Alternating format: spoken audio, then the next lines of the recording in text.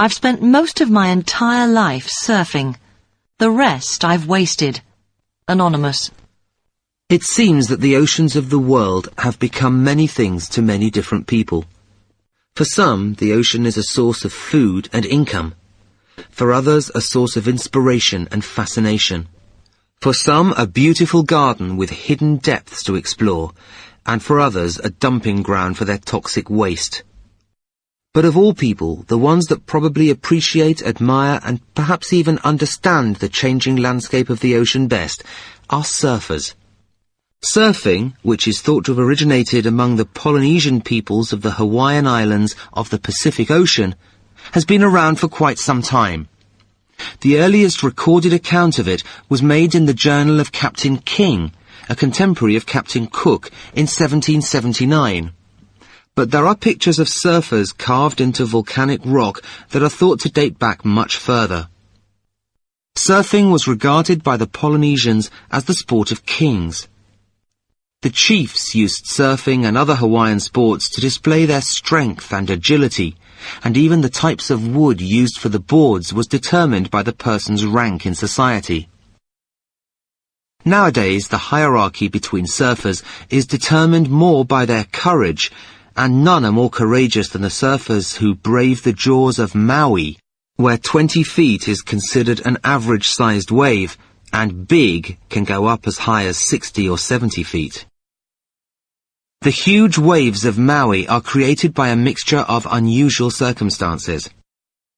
There is a huge ridge deep below the sea's surface that was created by the lava flow from a volcano.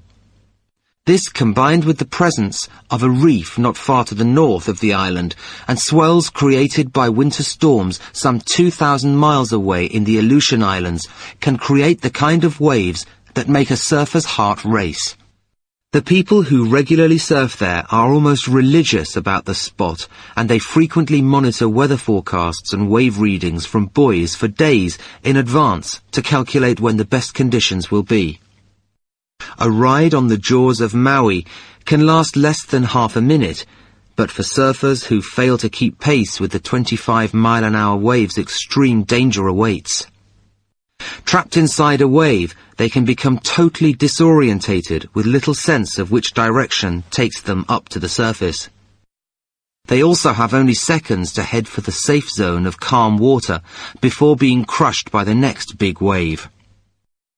A British surfer who had this experience described the sensation as like having your whole body pulled in every possible direction at once. The idea of surfing, however, with its images of sun-tanned youths and tropical beaches, has always seemed to me somehow at odds with the weather and culture of the UK. Yet nothing could be further from the truth. The UK, being a collection of islands, has no shortage of coastline and rugged seas, and is reported to have an active surfing community of some 250,000.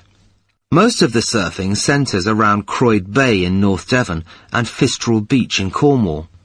It was in fact at Fistral Beach in 1989 where the world record for the most surfers on one board was broken, when 12 surfers rode on a 37-feet longboard. Britain was also home to the first ever university degree course in surfing to be offered, and even has its own surfing film. Blue Juice, which was filmed in the southwest of Britain, is a light-hearted tribute to the lifestyle of Britain's surfers and counts Welsh girl Catherine Zeta-Jones and Ewan McGregor among its cast. The lifestyle and the people it portrays are very different from the stereotypes of muscular, bronzed young men listening to the Beach Boys as they wax their boards. But beneath the surface, it is clear that there is still a common link that runs between them, and that is their love and admiration of life and the sea.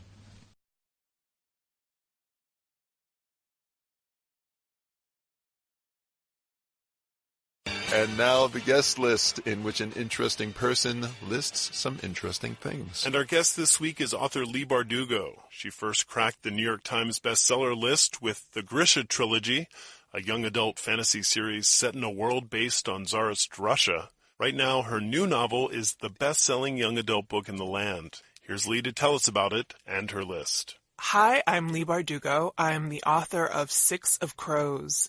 It is a fantasy novel that I always describe as Ocean's 11 meets Game of Thrones. It is a magical heist book, but it is young adult. And I know that that sends some people running, and it shouldn't, because young adult is not a genre. It is a marketing category. It is just designed to get more kids to read books. But you'll find a lot of adults reading them too, and that's because this category has so much to offer.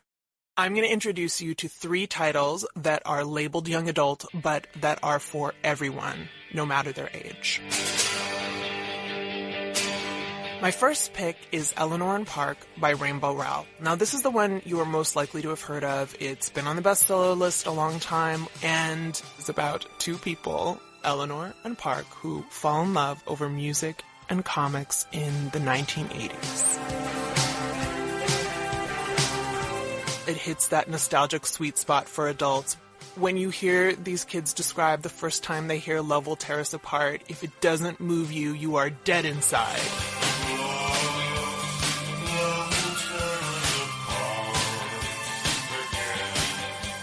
Here's the thing, we are used to seeing these kind of saccharine teen romances, and yes, there are lots of cutesy romps that you can find in young adult.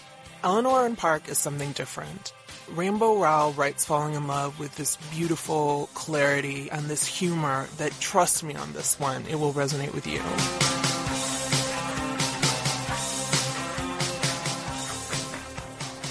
My second pick for adults, particularly adult fantasy fans, is The Young Elites by Marie Lu.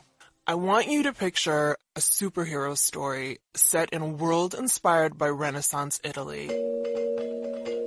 It follows a girl named Adelina, who has been through a horrible plague and has been left scarred, but also with an extraordinary power.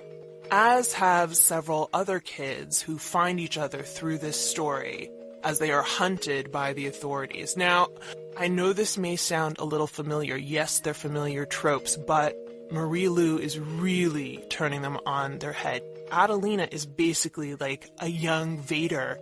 This is a supervillain story. It's young Vader in her prime. This book will leave you wondering who's in the right and who's in the wrong. You won't know whether to cheer for the authorities or cheer for Adelina, who is becoming darker, more brutal as she goes. And one of the things I love about this is I don't see a lot of female anti-heroes or villains. Marie has brought that to the young adult world. My third pick is a young adult graphic novel by Jean Yang about race, being an underdog, about family. It's called The Shadow Hero. And The Shadow Hero tells the story of the first Asian superhero. He's a Chinese-American teenager named Hank. We see Hank working side by side with his father in their neighborhood store, and we also see Hank's disappointment in his father when he fails to stand up to some neighborhood enforcers who are looking to extort money out of them. The hero of the story initially tries to be a superhero, but he doesn't have superpowers, and so he gets a terrible beatdown, and there are tremendous repercussions from it. But his mom is really not willing to let the matter rest. She pushes him into continuing his role as a hero, and in fact, she drives the getaway car. She's basically his sidekick for his first couple of jobs, and their dynamic is amazing. We all have these tremendous moments of transition, and that's what these books speak to. They speak to upheaval. And I think we can all relate to that. We get married, we get divorced, we have kids, we start a new job, we move to a new city. We're always trying to define ourselves and find our tribes. That's why adults seek out young adult books.